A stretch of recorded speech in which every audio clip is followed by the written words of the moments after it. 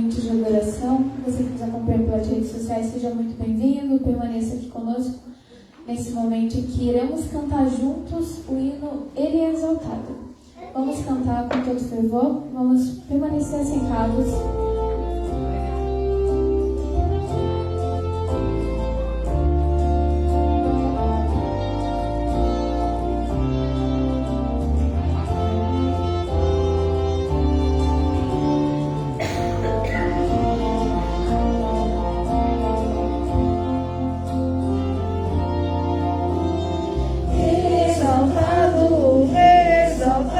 Dos céus, eu louvarei, Ele é exaltado, para sempre exaltado o seu nome, louvarei.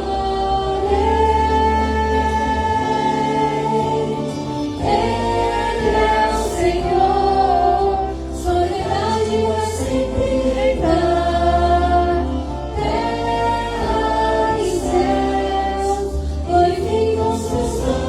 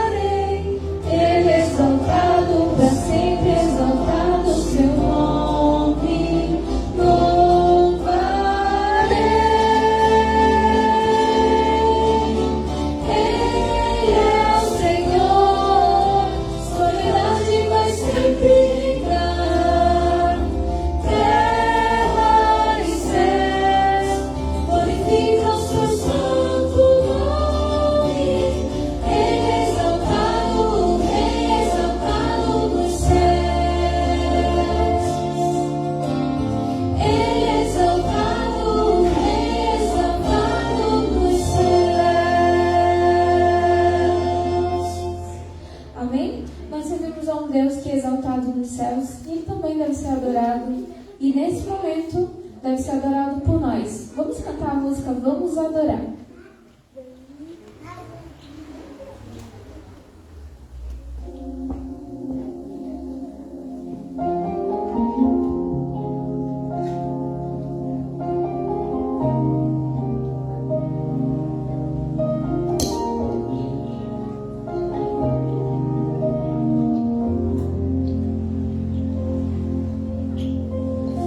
Vamos adorar ao Senhor, vamos demonstrar gratidão, vamos entoar hinos de louvor ao eterno Deus da criação.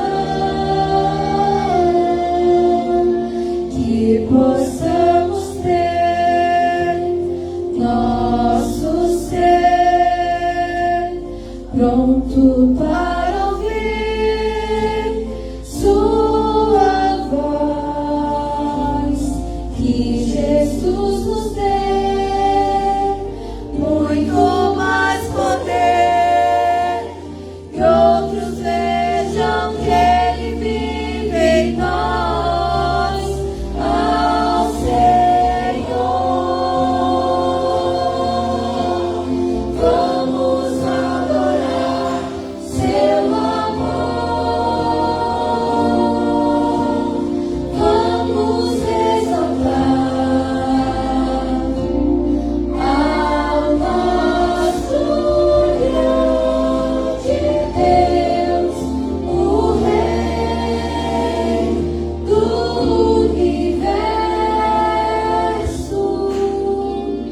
Vamos adorar.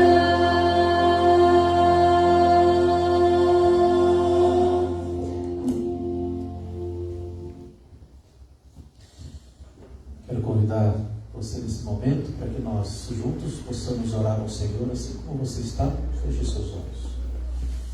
Eterno e bom Pai, te louvamos imensamente, Senhor Deus, pela alegria e pelas bênçãos que o Senhor Deus já derrama na nossa vida nas horas desta manhã de sábado e durante esse dia também. Uma das maiores bênçãos e as alegrias que nós vamos ter nesta manhã é podermos estar na tua casa de oração. Nós ouvimos a voz do Espírito Santo, Deus Espírito Santo, conversando conosco e nos dizendo e nos convidando para vir ao teu encontro na tua casa de oração. E nós nos sentimos felizes porque não só ouvimos este convite, mas atendemos também e aqui estamos. E te louvamos por isso, porque aqui nós vamos ouvir a tua voz. Nós vamos ter um encontro contigo. Portanto, Senhor Deus, que através dos cânticos, através, Senhor, da devolução dos dízimos e ofertas, através, Senhor Deus, da nossa atenção em relação a ouvir a tua palavra, tudo isso seja uma adoração diante de ti. E por isso nós te pedimos, aceita-nos mais uma vez nesta manhã de sábado.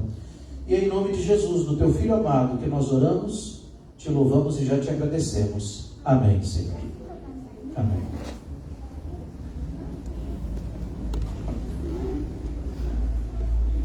Histórias de fé e fidelidade, encontrando o verdadeiro sucesso. Olá, eu me chamo Renato Carvalho. Em 2022, eu buscava novos rumos profissionais para minha carreira e foi quando me convidaram para me tornar sócio do empreendimento no sul do Brasil. Aceitei de imediato. Eu sentia uma dívida de gratidão com aquele ambiente. Afinal de contas, era uma instituição de ensino que havia me formado na adolescência. Os proprietários foram muito claros desde o início. A situação da escola, do ponto de vista financeiro e estrutural, era algo muito delicado. Eu não teria lucros a médio prazo, apenas muito trabalho. Pouco tempo após iniciar a minha mudança para a cidade e começar o trabalho de resgate do empreendimento, organizei uma reunião com os proprietários. Essa reunião tinha uma pauta específica. Somente o sobrenatural pode salvar a nossa escola. O sobrenatural ao qual tem relacionamento se chama Jeová. Tenho uma aliança com ele. Nesse compromisso, entre algumas coisas, eu devolvo 10% de toda a bênção que recebo, demonstro gratidão através das ofertas e não abro mão de dedicar o sábado para esse Deus. Depois de mais de 2 horas nessa reunião, o comentário mais ouvido era: queremos pedir as bênçãos do sábado, mas é impossível dizimar e ofertar, sendo que só temos dívidas. O que entra no caixa não cobre as dívidas e nem os juros. Os recursos mal passam pelas nossas mãos e ficam com os credores. A proposta é impossível, Renato. Eu não desconsiderei a gravidade da situação. Era realmente o momento mais difícil que eu já vivi como administrador. Mas os vídeos do Provar e Rede ficavam martelando na minha cabeça. Essa foi a única resposta que eu tinha naquele momento crítico. Provai e vede. Aproximadamente 2 meses depois de tomarmos a decisão e orarmos clamando pelo sobrenatural da atuação de Deus, percebemos que a situação havia se tornado irreversível. O Senhor respondeu nossas orações com a resposta de não queríamos. Uma parte de mim estava com vergonha por ter provado, mas não ter visto o empreendimento prosperar. Mas a promessa era clara: vende. Também ao luto pela derrota empresarial, começamos a ver. O verde se manifestou inexplicavelmente quando credores tiveram mais paciência, clientes se mostraram solidários ao momento, ex-alunos verbalizaram amorosamente gratidão pelos serviços prestados por 28 anos e passamos a ter mais tempo para a família e para os amigos. Todo dinheiro no mundo não pode comprar paz. A bênção que recebíamos naquele momento excedia a todo entendimento. Todavia, eu não sabia o que fazer. Sofria por esse luto. Nesse momento, fui tocado por uma programação do Serviço Voluntário Adventista, um projeto da Igreja Adventista do Sétimo Dia que promove o trabalho missionário no mundo todo. E decidi que eu continuaria servindo a Jeová onde quer que ele me chamasse. E coloquei à disposição como missionário voluntário em meio à pior frustração profissional que já sofri. Hoje sou missionário em Bangkok, na Tailândia. Sou professor missionário pelo Serviço Voluntário Adventista na janela 1040. Os desafios para a pregação do Evangelho no Sudeste Asiático não estão ligados apenas ao pequeno número de cristãos para realizar a obra. Escravidão, comércio humano, prostituição, tráfico de drogas, guerras civis, racismo, xenofobia são apenas algumas das situações que fazem parte de um contexto muito enraizado nessa parte do planeta. O que possibilita e mantém esse trabalho tão importante e tão desafiador são os recursos que chegam até nós através dos dízimos e das ofertas. E esses são os verdadeiros frutos desse trabalho, muito mais do que os números de qualquer empresa. Esse compromisso que pessoas como você assumem com Deus se transforma em corações salvos por Cristo. A fidelidade dos meus irmãos da América do Sul quanto aos dízimos e ofertas é o que mantém não só a mim, mas a outros missionários que decidiram dedicar-se exclusivamente a partilhar as boas novas, onde poucos conheceram ou ouviram sobre Jesus. É você que faz com que tudo isso seja possível. Os irmãos e irmãs da divisão sul-americana que não tiveram condições de viajar para uma missão transcultural fazem parte da mesma missão da qual eu faço parte. E as crianças com as quais eu trabalho aqui na Janela 1040 se tornarão estrelas nas coroas de muitos por conta da fidelidade que mantiveram com o provedor de todas as coisas. Sem dúvidas, eu tenho vivido o momento mais feliz da minha vida. Agora chegou a hora de retornarmos juntos através dos dízimos e ofertas.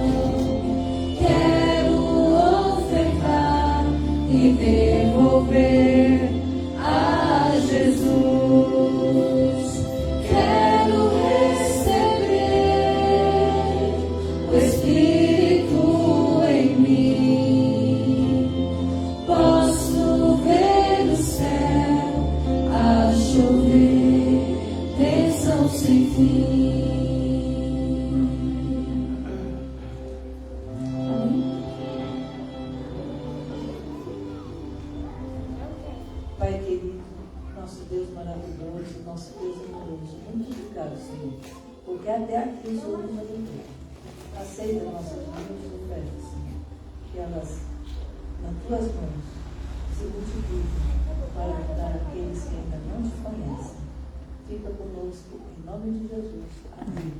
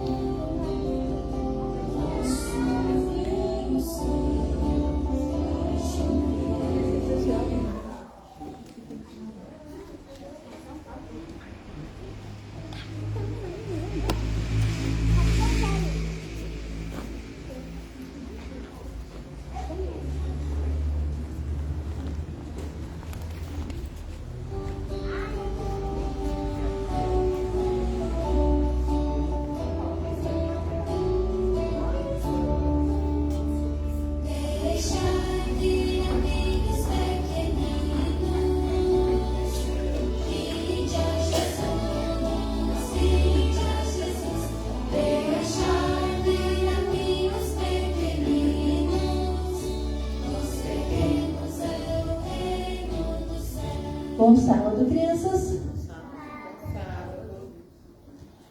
A Bíblia não fala que se a gente não se tornar como criança, a gente não entra no céu? Vou falar de novo. Bom sábado, crianças. Bom sábado.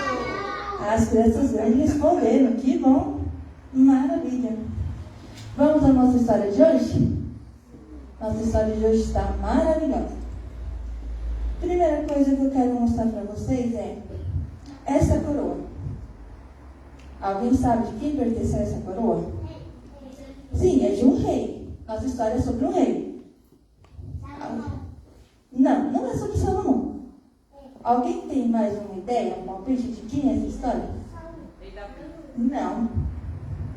Vamos à nossa história? Presta atenção. Certa feita, o rei da nossa história, vocês vão adivinhar no meio do caminho, eu vou perguntar. Quem souber já pode responder. O rei da nossa história teve um sonho. Teve um sonho. Muito bem, Nabucodonosor. Ele teve um sonho. E ele não conseguia dormir. Não sabia o que fazer. E também não se lembrava qual era o sonho. Não sabia de nada. Simplesmente apagou. Sabe quando você dorme? Você sonha e você não lembra no dia seguinte o que você sonhou? Então, foi o que aconteceu com ele. Ele sonhou, não sabia o que foi. Estava perturbado com o sonho. O que ele pediu para fazer? Para os sábios e adivinhos do reino descobrir o que ele sonhou. Resumindo a nossa história aqui, eles não conseguiram descobrir. Daniel falou assim, deixa que eu resolvo. Vou lá falar com o rei. Daniel foi e falou com o rei. O rei apenas deu um dia para ele pensar. Ele reuniu os amigos, oraram a Deus. Seus amigos eram Ananias, Azarias e Misael. Aí o que eles fizeram? Oraram, Deus deu a resposta. O rei tinha sonhado com uma estátua. Quando o rei ficou sabendo da estátua e do que Daniel falou para ele, logo ele mandou fazer o quê? Construísse uma estátua enorme de ouro. Lá foi o rei, construiu a estátua que ele queria. Ele fez o seguinte. Eu vou mostrar para vocês o som. Presta atenção. Um minuto.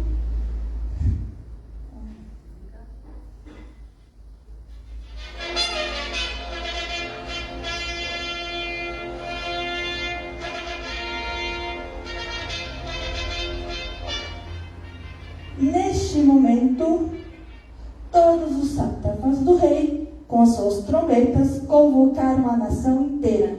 Sabe para quê? Porque o rei queria que todos adorassem a estátua que ele havia feito. Todos.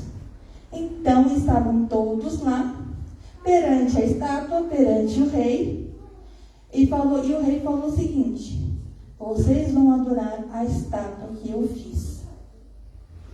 E com o som da trombeta, eles tinham que se ajoelhar. Na hora que tocou a trombeta, todos se ajoelharam, exceto 3. Ananias, Azarias e Misael. Aí, os principados do rei falaram assim: Senhor, você não mandou todo mundo se ajoelhar? O rei falou: sim, eu mandei, mas 3 não se ajoelharam. O rei foi lá de novo, mandou tocarem a trombeta e falou para todos: é para se ajoelhar e adorar a estátua. Dito e feito. Todos se ajoelharam, menos os 3. Os 3 não foram. Aí o rei falou o quê? Não é possível. Eles não vão adorar? Não vão fazer o que eu estou pedindo? Beleza. Ok. Então eles vão ter o castigo que merece. Sabe o que o rei mandou fazer? Eu não vou acender, só vou mostrar. Isso aqui é apenas um fósforo. É claro que o tamanho desse fósforo não foi o suficiente para aquela fornalha enorme. Mas o rei mandou aquecer a fornalha. A fornalha já estava quente o suficiente. Só que como a desobediência deles foi muito grande, o rei mandou aquecer quantas vezes? 7 vezes mais.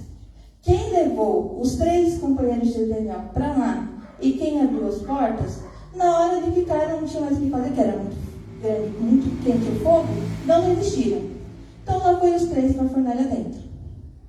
Aí, estavam os 3 lá dentro. O que aconteceu com os 3? Não. Tinha mais um com eles. E esse um era Jesus. Jesus estava com eles. E sabe o que aconteceu? O rei começou a falar assim: ué, nós não colocamos 3 na fornalha?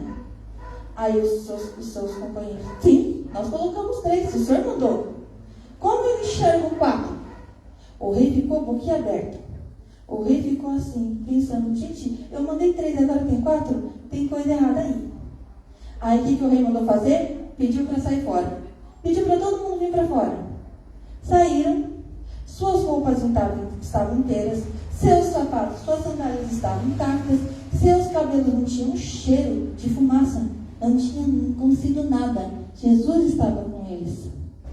Aí, neste momento, o rei ficou perplexo. Mas sabe por que eu contei essa história? Tem um motivo. Muitas vezes, isso aqui vai ser meu exemplo. Tá vendo isso aqui? O que é isso aqui? Levantem, crianças, deixa eu mostrar uma coisa. Levantem. Olhem para a Sara. O que é aquilo na mão dela? Podem sentar. Eu vou... Por que eu mostrei isso? Muitas vezes passamos o dia inteiro no celular, no tablet, jogando videogame, no computador, que a gente se esquece do principal. E qual é o principal? A adoração a Deus, a Jesus. Nós esquecemos de fazer o nosso culto, nós esquecemos de fazer a nossa adoração, o nosso devocional com Deus. O nosso intuito o intuito da historinha é que nós possamos se lembrar que primeiro Deus, primeiro Jesus, primeiro Espírito Santo, a Divina Trindade, para depois as outras coisas. Quando primeiro procuramos a Deus e temos o nosso momento com Deus, o resto da nossa vida é tranquilo, é abençoado, é próspero. Entendeu, crianças?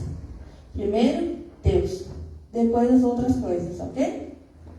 Vamos orar? Pai querido que habitas nas alturas dos céus, graças te damos, Senhor, por enviar a Bíblia a nós para podermos aprender sobre um pouco mais de Ti, sobre Jesus, sobre o trabalho do Espírito Santo, sobre a proteção dos Seus anjos. Queremos pedir, Senhor, que nós, os pequenos, as crianças grandes, possamos sempre colocar o Senhor, Jesus e o Espírito Santo sempre em primeiro lugar. Que nós possamos glorificar o Teu nome todos os dias, lendo a nossa Bíblia, lendo a nossa lição, cantando louvores ao Teu nome, fazendo a nossa oração, que nós possamos mostrar aos nossos coleguinhas da escola, do trabalho, que nós servimos ao Senhor, para que eles também possam abrir o coração e também servir a Ti. Peço que venha abençoar agora o nosso culto divino, que o pastor irá repartir o pão da vida, mas que não venha falar dele mesmo, mas sim de Ti e inspirado por Ti. Amém. É o que nós te pedimos, não porque é mérito de nós, mas porque deve ser feito por nossa cruz, Senhor. Amém.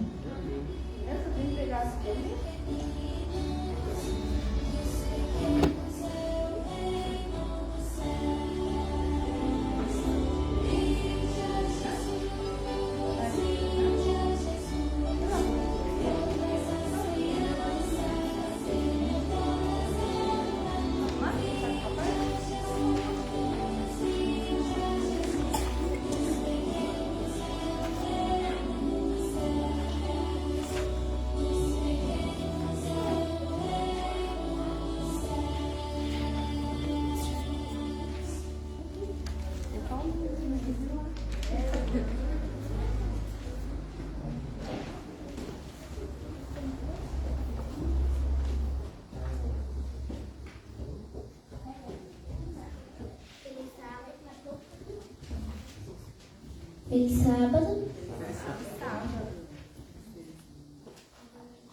Agora ele vai cantar o hino dos anos 12. Bendita segurança. Nos colocamos em pé.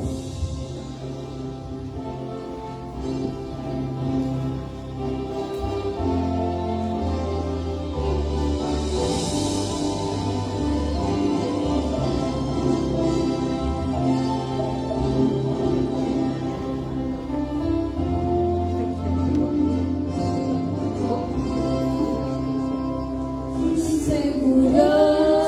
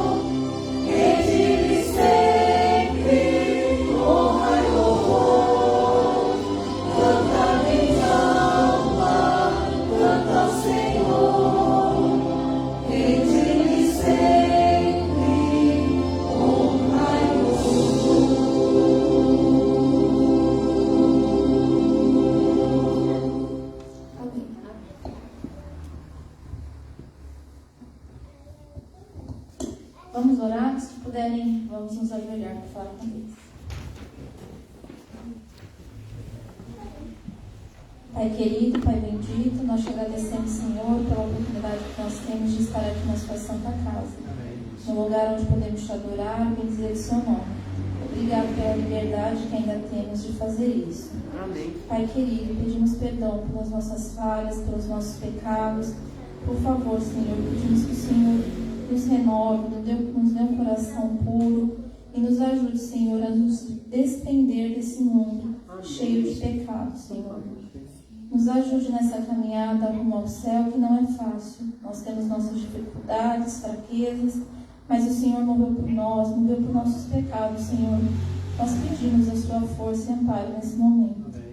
Senhor, nos ajude a ouvir a sua mensagem desta manhã, que nosso coração possa estar aberto e atento para o que o Espírito Santo vier nos falar, Senhor.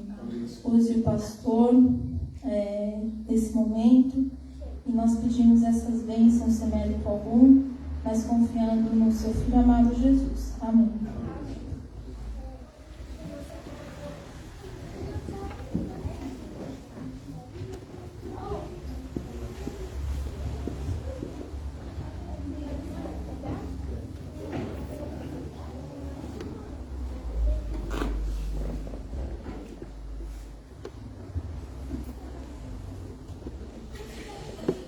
Que a graça do nosso Senhor Jesus Cristo esteja com você, com a sua família, nesta manhã de sábado. Essa manhã de sábado amanheceu diferente das outras manhãs dessa semana, né?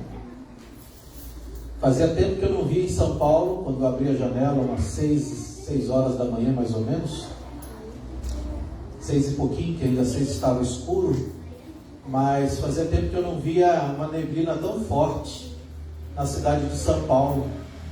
Eu me lembro que há muito tempo, muitos anos atrás, que eu tinha visto uma neblina assim, né, em São Paulo, e hoje, né, a gente amanheceu aí com essa pequena surpresa. Lá no interior de onde eu venho, né, do sítio, eles têm uma frase muito interessante, tem alguns ditados dos nossos antigos pioneiros, pais, avós, que são verdadeiras leis, uma verdadeira lei, né? Quando eles falam, tem frases que fazem todo sentido. Então, uma das frases que eu lembro que eu ouvia quando tinha neblina de manhã, eles diziam assim: neblina baixa, sol que racha. Já ouviram falar dessa frase? Neblina baixa, sol que racha. Olha o sol aí, ó. Impressionante, né? Começou amanhã, amanheceu com neblina baixa, pode esperar que o sol vai vir, vai sair, ele já está vindo, já está aquecendo aí nosso dia, mas eu tenho certeza que o Senhor Deus vai aquecer o nosso coração, se já não está aquecendo o meu e o seu coração nesta manhã de sábado. E que a graça dele possa ser abundante na sua vida. Fico muito feliz de ver você e a sua família aqui na casa do Senhor, fisicamente, juntos aqui cantando, lendo a Bíblia, mas eu também fico muito feliz de ver os nossos internautas, as famílias reunidas, ou talvez você esteja sozinho, não tem problema. O importante é saber que você está conectado neste momento com a rede social da Igreja de Vila Jataí, e nós ficamos muito felizes porque você está aqui para participar do culto de adoração e louvor ao nosso Deus, cantando hinos junto conosco, orando, mas também, neste momento, abrindo a palavra de Deus. Quando nós temos a oportunidade de abrir a palavra de Deus, ela se torna alimento para o nosso dia, né? Então nós precisamos sempre estar alimentados para a gente poder permanecer no Senhor. Esta manhã de sábado eu vou quebrar um pouquinho o protocolo daquilo que eu gosto. Eu geralmente não prego usando nenhuma projeção, nenhuma apresentação, mas essa manhã vai ser um estudo que eu acho que vai ficar mais didático para cada um de nós. Aqueles que já ouviram o assunto vão relembrar, afinal de contas, repetir o óbvio é reafirmar um princípio, né? Por isso nós repetimos sempre aos nossos filhos aquilo que a gente quer que eles levem como princípio nas suas vidas. Repetir o óbvio é reafirmar um princípio, e por isso que nós lemos a Bíblia várias e várias vezes, para que a gente possa reafirmar um princípio na nossa vida. Aqueles que vão ouvir talvez pela segunda vez, pela primeira vez, será muito importante, porque será um estudo especial. Afinal de contas, nós vivemos em momentos muito importantes do nosso planeta Terra, da nossa sociedade, daquilo que nós temos visto como o mundo tem andado e a passos largos, e aquilo tudo que foi profetizado na palavra de Deus. Então, nessa manhã nós vamos estudar uma profecia, uma das mais importantes profecias que nós temos registradas na palavra de Deus. Deixa eu ver aqui, acho que é para cá. Isso, muito bem. Quando a gente fala sobre aliança, o que vem à sua mente? Casamento. Mais alguém? Quando você que é casado olha para a sua aliança, o que lhe vem à mente, especialmente falando, né? Compromisso. Alguém disse promessas. Quem foi que disse promessa? Thaís, promessa. Compromisso, comprometimento, né? Aliança envolve vários aspectos mesmo. Imagina você quando tem, né, no ideal aí, a exemplo apenas, quando existe o noivo e a noiva diante de um altar, diante do seu pastor, e eles vão trocar alianças. Antes de trocar alianças, eles primeiro fazem promessas um ao outro, sim ou não? Sim. Eu prometo, né? Começa assim: eu prometo ser fiel na saúde, na doença, na riqueza, na pobreza, e assim a coisa vai andando nos votos, né? Nas promessas. E depois que são feitas essas promessas, é que acontece a troca das alianças, que é um símbolo. Hoje nós usamos, né, esse símbolo aqui em nosso dedo, mas no passado, quando o noivo trocava promessas com a noiva, principalmente na cultura israelita, judaica, o noivo passava por animais cortados no meio, né? Era um corredor que ele colocava esses animais cortados no meio, numa estaca, outra estaca, e assim era o corredor que ele fazia, e ele reunia a família da noiva e o pai da noiva, e ele mesmo passava no meio do corredor dizendo assim: eu prometo ser fiel, eu prometo ser um bom marido, eu prometo sustentar, eu prometo muitas coisas, e se eu não cumprir esta promessa, o pai da noiva pode fazer o que eu fiz com esses animais aqui comigo. Já pensou se isso acontecesse nos nossos dias? Não tinha um homem na face da terra. Ia ser meio complicado, sério? Puxa vida, eu pensei que a gente tinha mais crédito aí, né? Mas isso era o costume da época, né? Eles faziam na tradição hebraica, judaica e especialmente israelita, era esse o tipo de promessas e aliança. Ele fazia uma aliança, não só com a noiva, como também com o pai da noiva, como o restante de toda a família. Promessas de uma aliança. Um dia a palavra de Deus diz que Jesus esteve essa terra também. E ele fez promessas.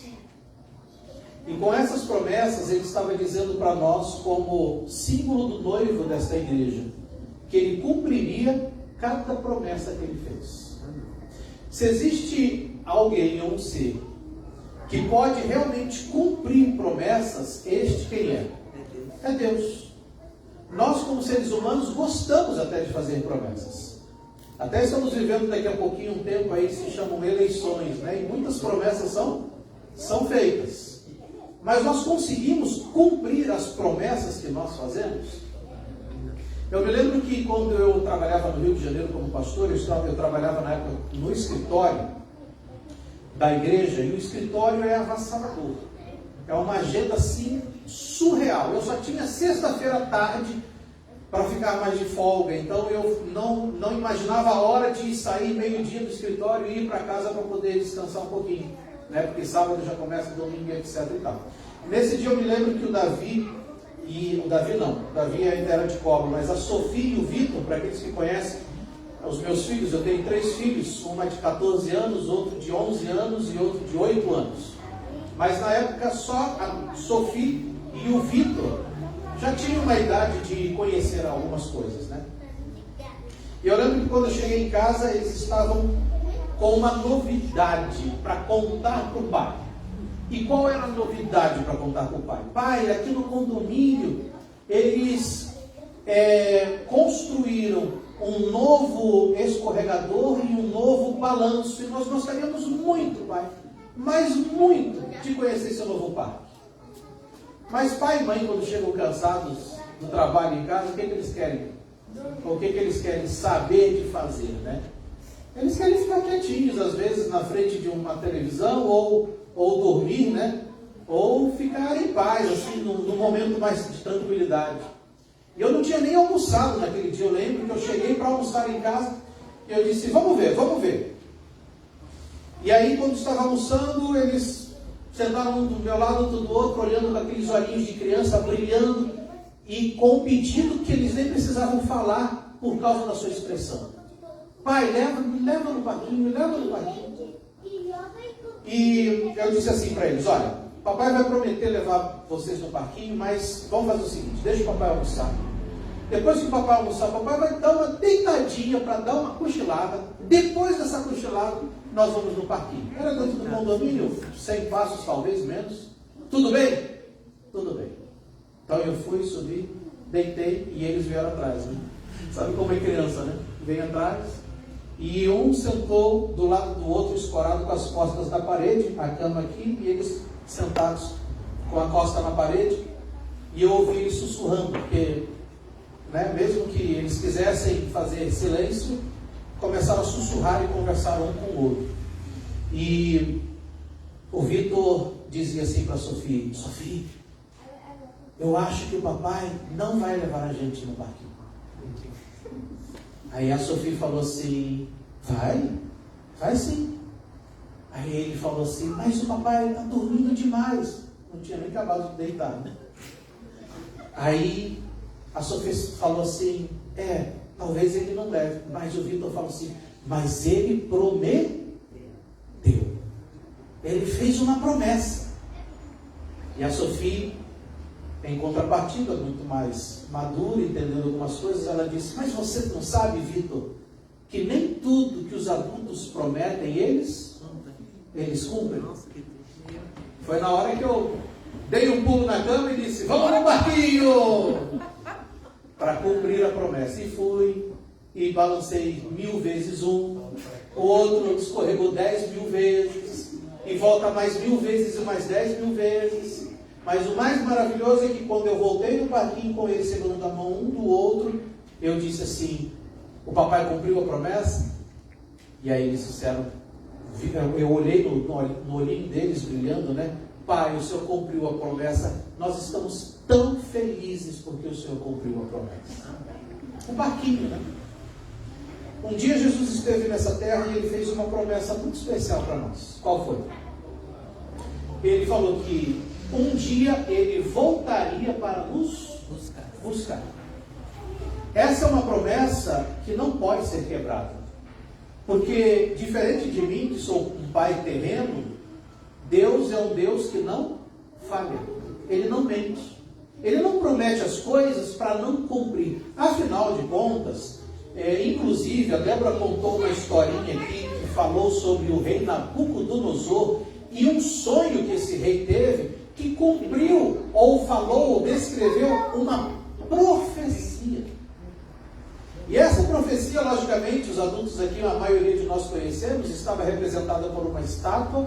Essa estátua, cada parte dessa estátua tinha um metal que simbolizava um rei ou um reino de uma profecia.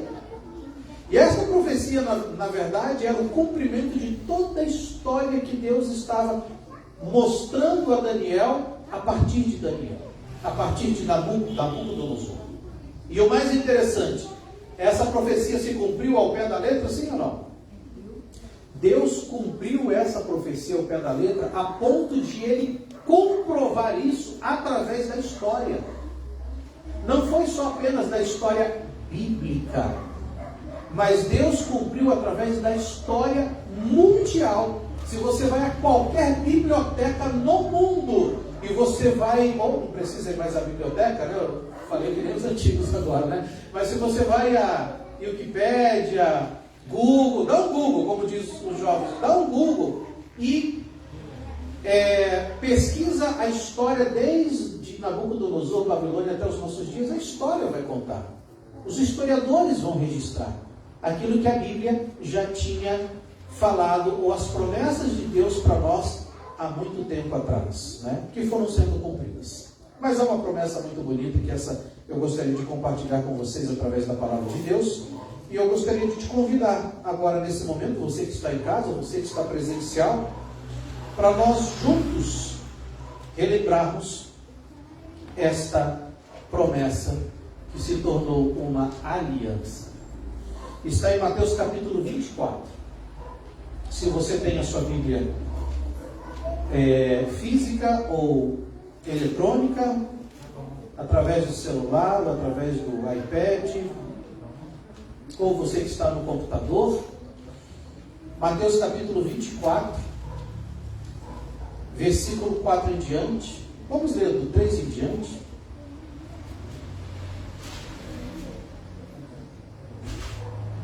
Que vai dizer assim: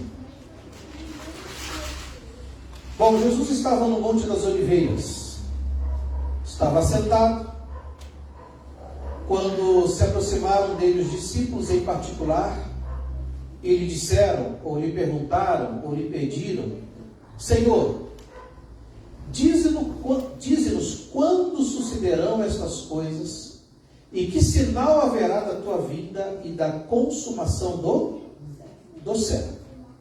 Essa pergunta que Jesus está fazendo aqui, só para nós entendermos, Jesus ele acabara de subir num monte, e em cima desse monte, que era o Monte das Oliveiras, ele conseguia ver a cidade de Jerusalém. Nesta cidade existia um templo, o templo de Herodes, um templo lindíssimo, feito de mármores. Alguns dizem que quando o sol batia na mármore do templo, era um espetáculo à parte, de tão bonito.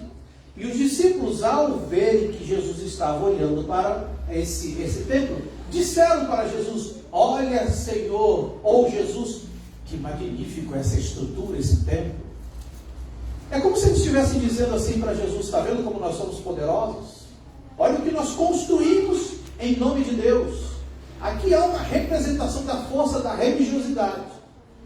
E eu imagino, como nós somos seres humanos, Jesus, ou os discípulos imaginavam que Jesus ia dizer: é mesmo, que maravilha de construção, que maravilha de arquitetura, nada mais bonito que o homem já fez construindo com as suas próprias mãos. Eu imagino que eles receberiam elogios de Cristo, mas não foi o que aconteceu. A Bíblia vai registrar que Jesus responde, mas ele diz o quê? Olhem para esse templo, e eu digo que esse templo não ficará pedra sobre pedra. Portanto, Jesus começou a ensinar os seus discípulos, e eles ficaram preocupados e também com uma pergunta na cabeça: como assim não ficará pedra sobre pedra?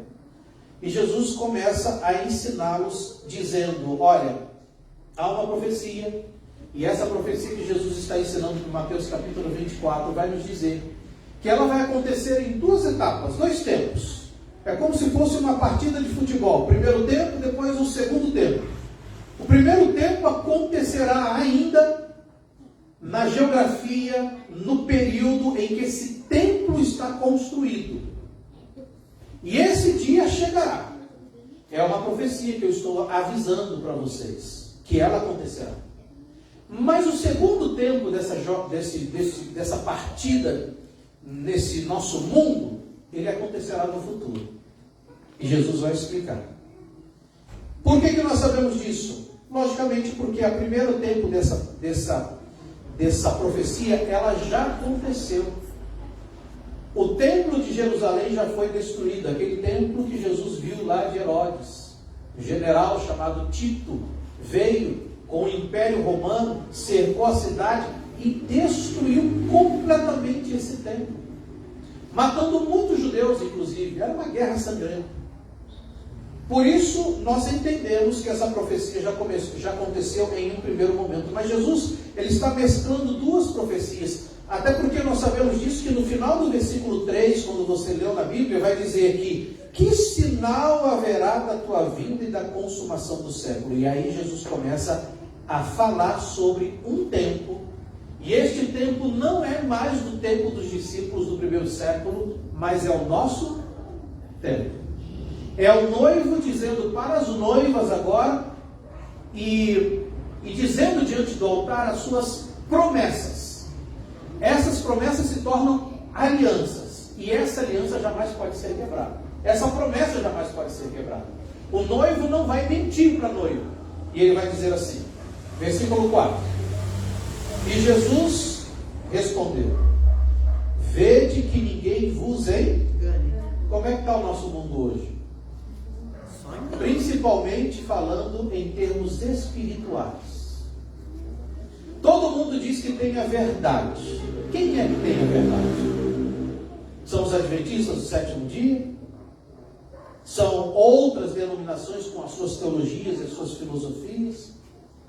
Num mundo confuso que nós vivemos, quem tem a verdade? Alguns correm para a política. Será que há algum político, alguma proposta política que tenha a verdade? Alguns olham para o futuro do mundo e dizem, puxa vida, nós cremos que esse mundo vai dar uma guinada, vai melhorar, todas as coisas melhorarão.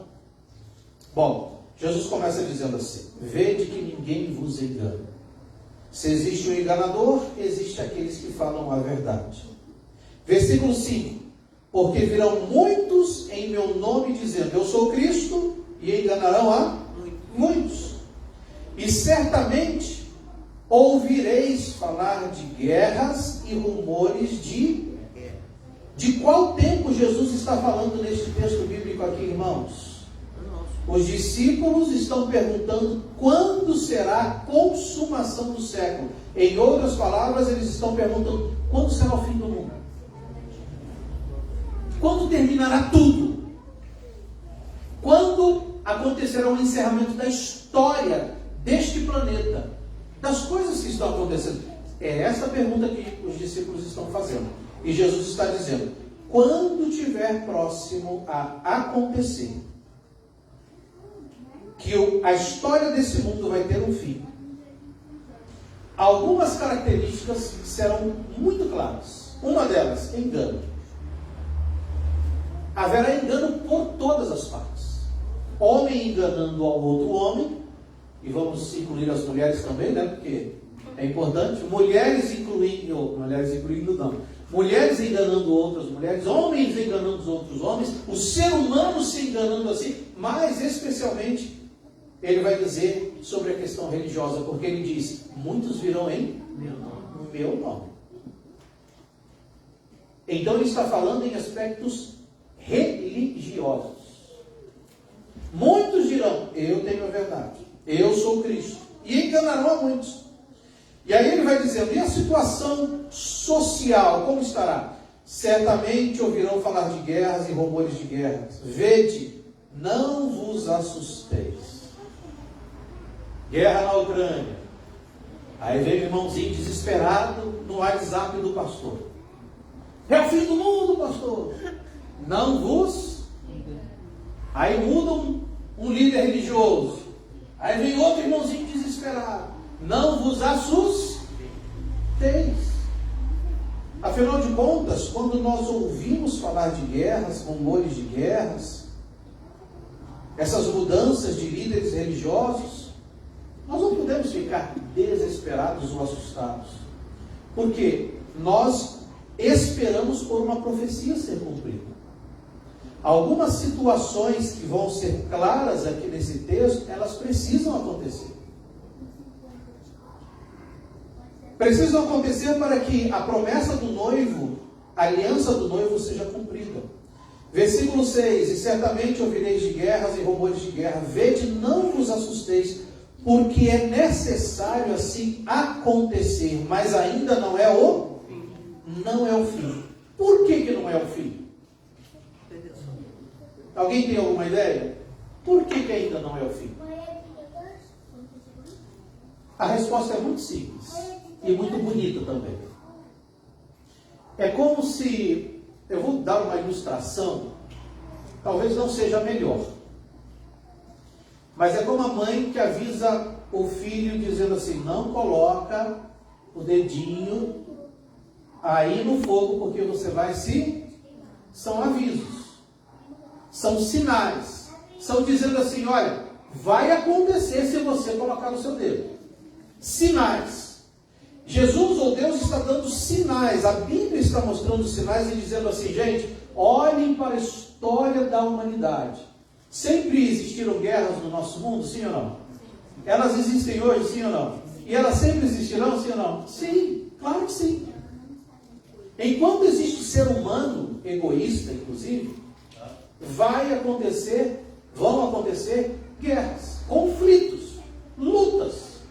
Porque um olha para a coisa do outro e deseja o que o outro tem. E aí começam os conflitos, porque aquilo que o outro tem, ele vai defender aquilo que ele tem para que o outro não possua isso. E em nome de uma proteção, vamos dizer assim, nós vamos ter o poder bélico para proteger a nossa nação, dá-se as desculpas de que é preciso ter guerra, para se protegerem uns aos outros. Vamos chegar lá já. Mas, sinais, alertas. É o noivo dizendo para a noiva: cuidado, quando essas coisas acontecerem, por quê? Eu estou dando um sinal, um alerta, e até mesmo dizendo para vocês: preparem-se, porque o fim dos séculos está próximo. Versículo 7 vai dizer: porquanto se levantará nação contra nação, reino contra reino, e haverá o que? Diz aí na tua Bíblia: fomes, terremotos em vários lugares. Porém, tudo isso é o princípio das dores. Então sereis atribulados e vos matarão. Sereis odiados de todas as nações por causa do meu nome. Neste tempo, muitos hão de se escandalizar, trair e odiar uns aos outros. Levantar-se-ão muitos falsos profetas e enganarão a muitos. E por se multiplicar a iniquidade, o que acontecerá? Leia comigo aí no versículo 12 da sua Bíblia. E por se multiplicar a iniquidade, o amor de muitos esfriará. De quase todos. Aquele, porém, que perseverar até o fim, este será salvo. E será pregado este evangelho do reino por todo o mundo, para testemunho a todas as nações. Então virá o fim. A gente não precisa muito de hermenêutica, né? Que é a interpretação, a técnica de interpretar os textos bíblicos para a gente entender o que está acontecendo. A gente não precisa. Você liga a tua televisão. Não vou falar um programa específico, mas você liga a sua televisão. O que ela vai te contar? O que ela vai te noticiar? Quando você olha para o texto e vai dizer que próximo ao fim dos tempos desse mundo, que as pessoas se odiariam. Quando você liga a televisão, o que você vê? Parece que existe uma lei lá no telejornal que eles dizem assim, talvez, né? 99,9% de notícia será só o quê? O que acontece? O exibicionismo de violência. Tragédia. Porque a cada dia mais a gente percebe que os seres humanos, eles estão não só mais violentos, mas totalmente sem o temor do Senhor. Quanto mais, ou quanto menos o temor do Senhor na nossa vida, mais bestas feras nós nos tornamos. Olha só que coisa interessante. Eu trouxe aqui para vocês, uma revista aí publicou os 100 acontecimentos mais importantes do milênio. Eu separei 5 aí apenas para você dar uma olhadinha. Quinto, de trás para frente. A prova dada por Galileu de que a Terra gira em torno do Sol. Essa revista separou como 5 maiores acontecimentos em 1000 anos. Segundo, ou quarto, de trás para frente. A invenção da máquina a vapor. É uma criação espetacular. Terceiro, a reforma protestante do século XI. 16 mesmo, desculpa. Acertei, depois errei. 16. A reforma protestante. E aí você tem, logicamente, Martinho Lutero, João Calvino, John Hus e assim por diante, né?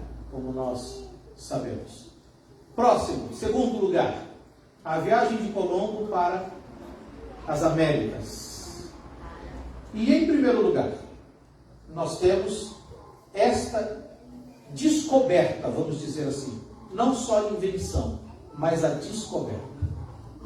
Afinal de contas, você sabe que antes de Gutenberg criar a imprensa, ou a prensa, na verdade, melhor dizendo, que foi aonde ele deu este start para a comunicação chegar de uma forma mais fácil e rápida ao redor do mundo, e mais barata, inclusive, não existia condições das pessoas terem, inclusive, a Bíblia. Para se produzir uma Bíblia, era necessário que várias pessoas se reunissem para copiar à mão cada palavra, cada frase da Bíblia. Isso se tornava muito dispendioso, muito caro. Então, em primeiro lugar, diz essa revista, das descobertas ou daquilo que o homem conseguiu produzir de mais relevante foi a prensa, ou seja, tornar possível que essa caligrafia se tornasse algo especial para chegar no coração, ou na mente, ou na vida de muitas pessoas. E por isso, o primeiro livro a passar por uma impressão foi a palavra de Deus, foi a Bíblia. Foi o primeiro livro. E a partir daí, muitas pessoas tiveram acesso à palavra de Deus. Você conhece um pouquinho da história, né? A Bíblia é um livro para todas as pessoas de todas as etnias e todas as culturas. E assim, a fé vem pelo ouvir, e ouvir vem pela palavra de Cristo Jesus. E através desta Bíblia, ou desta palavra, nós vamos encontrar esta aliança. E como nós já lemos aqui, quando Jesus fala sobre Mateus 24 e essa profecia, ele está falando nada mais, nada menos do que da sua segunda vinda a essa terra. A segunda vinda de Cristo Jesus é a notícia mais importante para cada um de nós. Só que essa notícia não se torna importante se eu e você, primeiro, não acreditarmos nessa segunda vinda. E em segundo lugar, se nós não nos prepararmos para a segunda volta de Cristo Jesus nessa terra.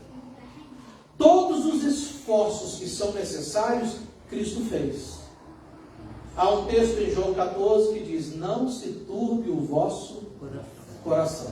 Credes em Deus? Credes também. Jesus está falando isso, né? Na casa de meu pai há muitas moradas. Se não fosse assim, eu vou não teria dito. Pois vou preparar-vos um lugar. E quando eu for e vos preparar um lugar, o que eu farei? É um noivo dizendo, a promessa para a noiva, a aliança. Eu voltarei para vos buscar, para que aonde eu estou, vocês também possam estar. Jesus já veio a esse mundo. Ele já veio para provar que o pecado ele não presta. Jesus já veio a esse mundo para dizer e provar para cada um de nós que existe sim um céu, que existe um Salvador, mas melhor do que isso, que existe um Deus que voltou ao céu e um dia retornará a essa terra. Amém. E que nós, como seus filhos, precisamos estar nos preparando, por mais demorado que eu ache que Jesus está demorando. Não sei se você tem essa impressão. Eu tenho essa impressão, que Jesus está demorando. Mas ele vai dizer para nós assim: volte à Bíblia, retorne às Escrituras. Parece que quanto mais a gente vê essas notícias vindas dos telejornais, da internet, seja lá de onde, você coloca a mão no bolso, eu e você colocamos a mão no bolso e diz assim, mais uma guerra que surgiu, mais um terremoto que surgiu, mais gente com fome. E parece que a gente entra numa inércia espiritual, dizendo assim, mas isso é o nosso mundo e é assim mesmo. Mas eu gostaria que você voltasse para casa nessa manhã, essa é a minha oração, de quando toda vez que nós ouvirmos uma notícia, infelizmente, que para nós é ruim, né? Guerra não é uma boa notícia, terremoto não é uma boa notícia, fome não é uma boa notícia, a imoralidade no mundo não é uma boa notícia, a violência nesse mundo não é uma boa notícia, as doenças que se agravam cada vez não é uma boa notícia, mas quando nós ouvimos isso, o que está sendo cumprido? A palavra do noivo, a aliança do noivo. Ele está dizendo para a sua noiva assim, olha, aquilo que eu prometi, isso eu vou cumprir. Independente de aonde você esteja nessa grande jornada, eu vou cumprir. Então, Mateus 24, especialmente, Jesus vai referir-se aos últimos dias do planeta Terra. As últimas coisas que acontecerão antes dele vir a essa terra. E ele vai dizer que são como sinais do parto.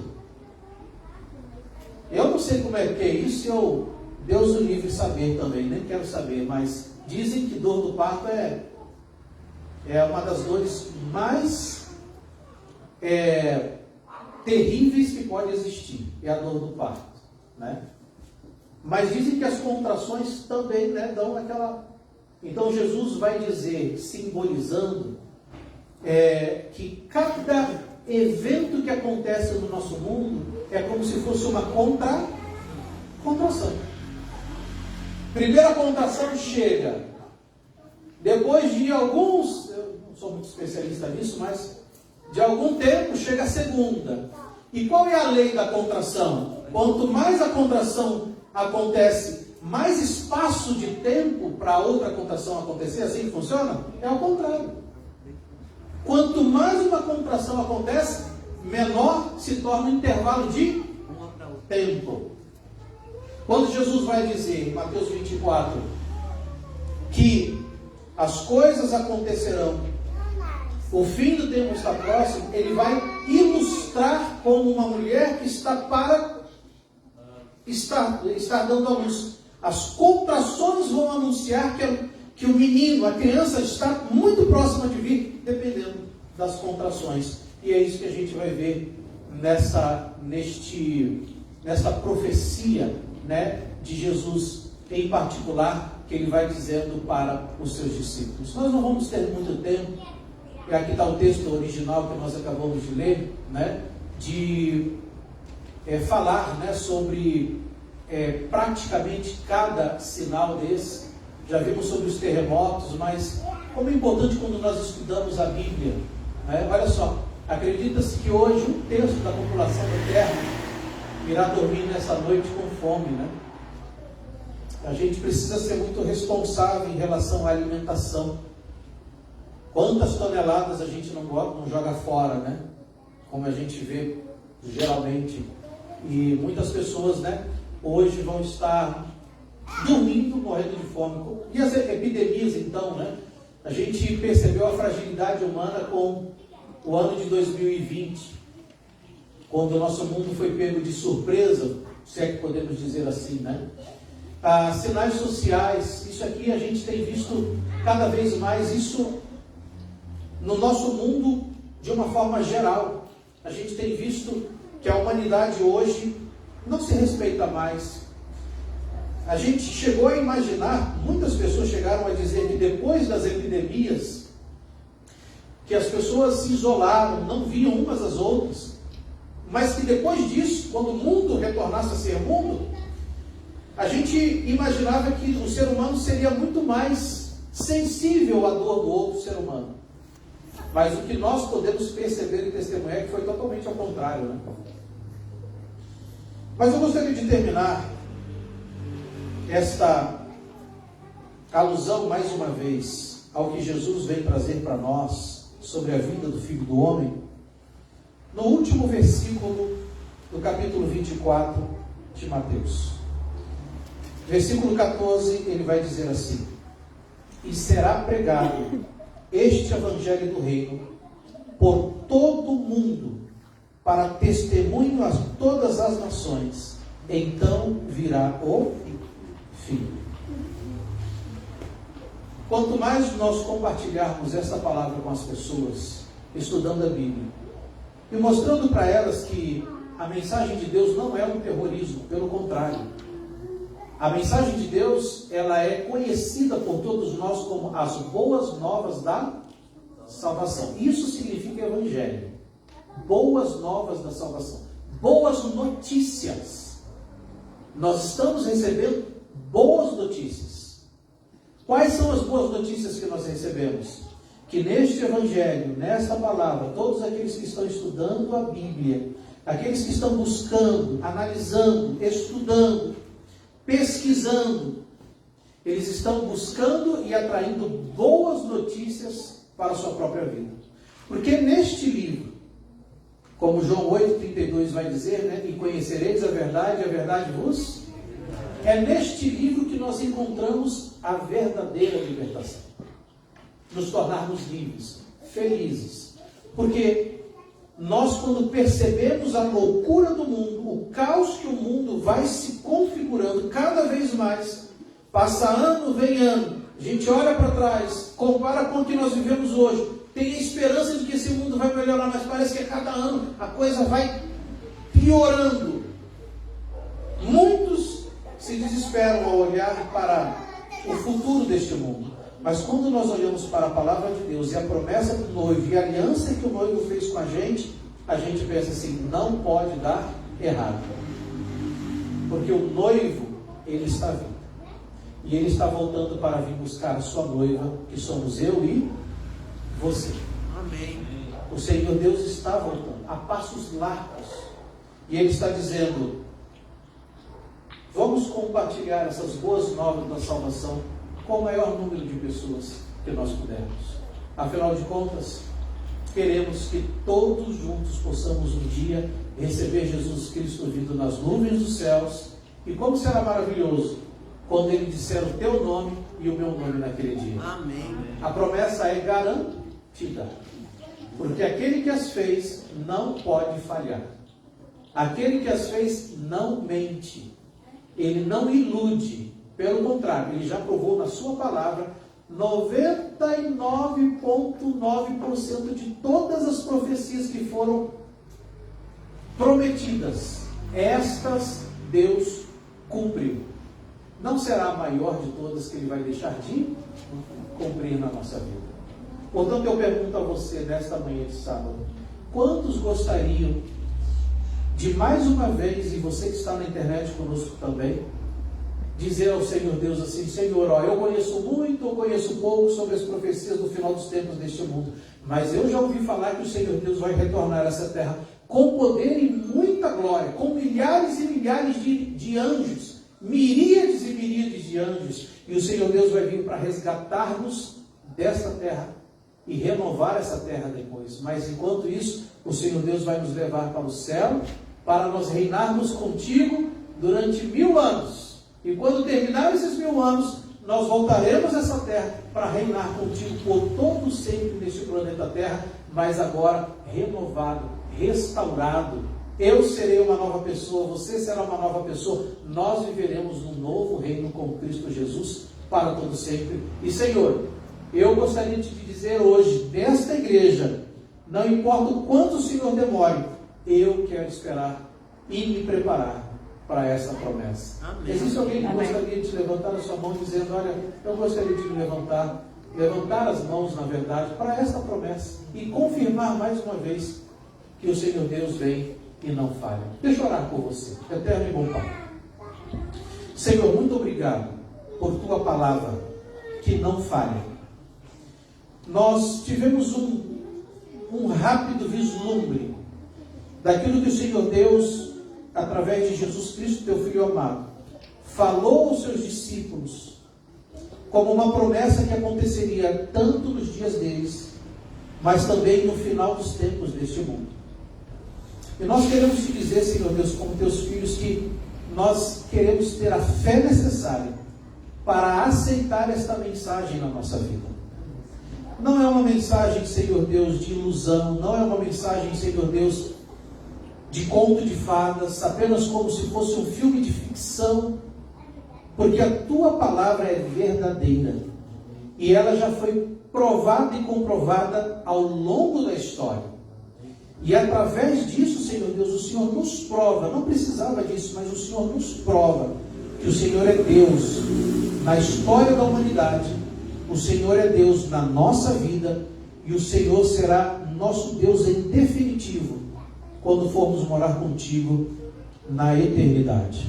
E nós gostaríamos, Senhor Deus, que o nosso nome fosse confirmado no livro da vida do Cordeiro neste dia. Amém. Para isso, Senhor, perdoe os nossos pecados, perdoe os nossos vacilos, perdoe a nossa falta de fé, as nossas muitas indagações, mas nos ajuda a fortalecer os nossos passos nos teus caminhos a partir de agora. E é em nome de Jesus que nós oramos, te louvamos e também te agradecemos. Amém, Senhor Deus.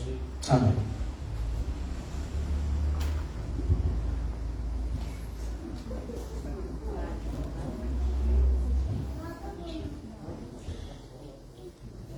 Cantaremos agora o hino de número 440, Breve Jesus Voltará. Vamos juntos colocar em pé.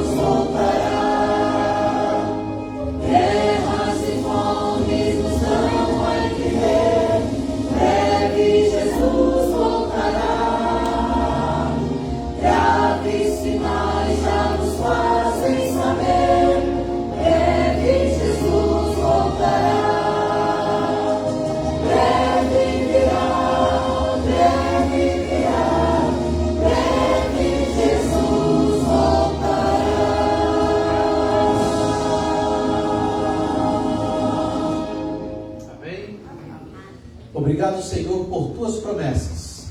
Leva-nos de volta para casa na proteção dos teus santos anjos, mas com esta promessa cada vez mais confirmada no nosso coração e na nossa vida. Senhor, que quando o Senhor voltar, cada um de nós possa estar naquele dia em pé, aguardando a tua volta, dizendo: este é o nosso Deus, a quem tanto nós aguardávamos. Que ninguém falte naquele dia, Senhor, mas que o Senhor Deus possa nos chamar para a tua gloriosa e maravilhosa vida eterna que nós viveremos ao teu lado. Amém. Em Jesus nós oramos e em Jesus nós te louvamos. Amém, Senhor. Amém.